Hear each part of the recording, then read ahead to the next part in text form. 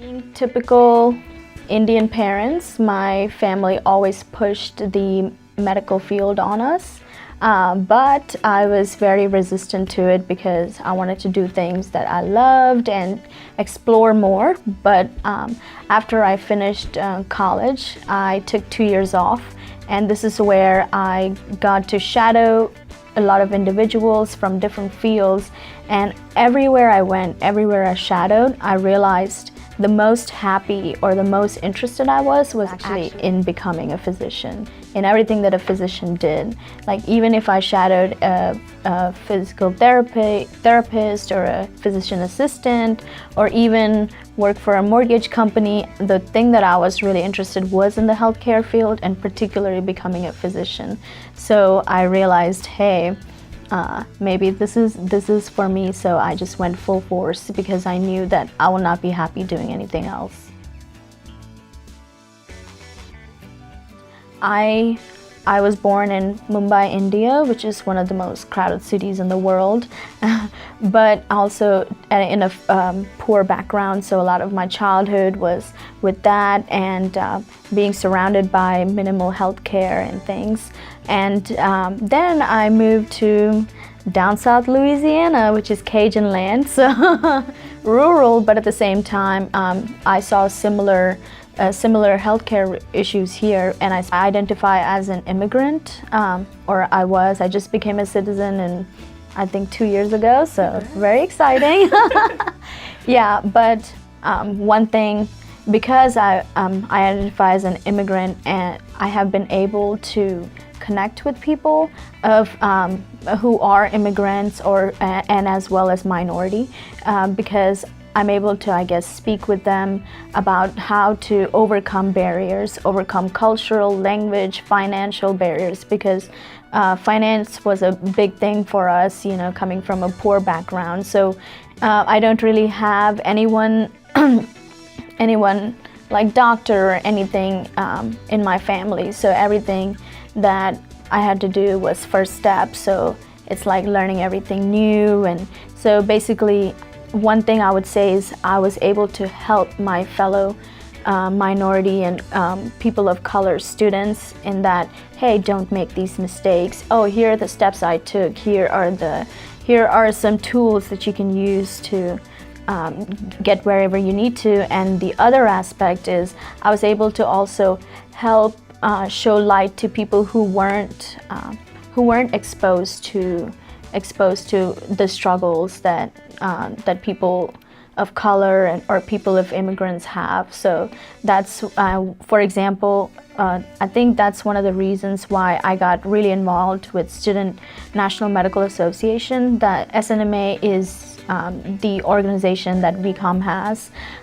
It's a national organization, and basically it's to foster cultural awareness within your student body. What I've been able to do was something called a Diet and Disease series. We started that, where we highlight a culture. For example, we just recently did Black History Month. Before that, we did Hispanic Month.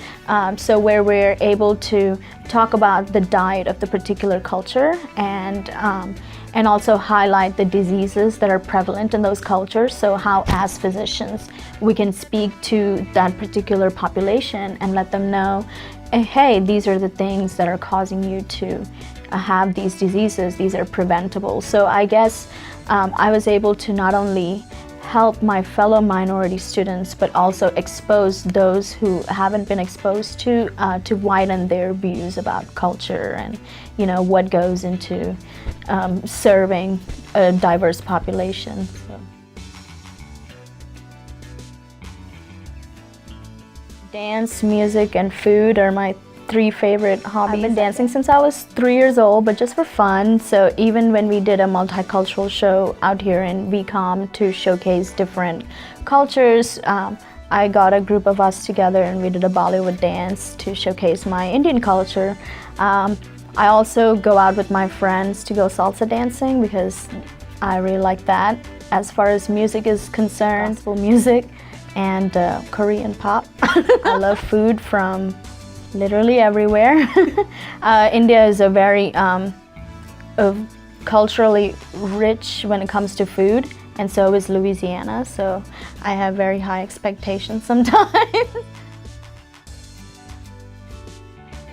Family is a huge part in me even choosing to become a physician or being able to become a physician. My parents, they really understood the value of education because they came from very, very poor backgrounds. My father, he used to look in trash cans for pencils and paper just to read and write, and my mother was in a similar situation. So the reason why they were able to even move to a different place and be able to provide for their children was because of their education, and so they instilled the importance of education in me.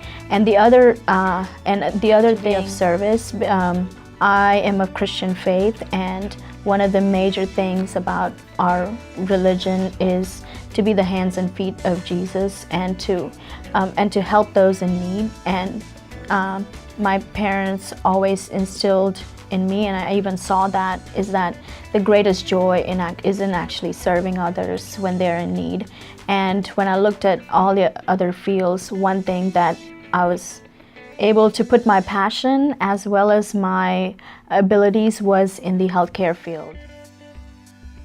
I mean, if I was talking to someone who is in medical school, I'll say that a lot of times what happens is we are so focused on education that we actually forget other aspects of our life, and that is something we should never lose sight of. For example, even when you're studying 10 whatever hours a day, you should always allot a time to take care of your health first. And so that could be physical, I mean that is physical, but also spiritual, pray or do whatever you need to do on a spiritual level, but also mental, which means maybe take a time out to watch a movie, maybe take time out to do your other passions, which may be some of your hobbies, go dance or something.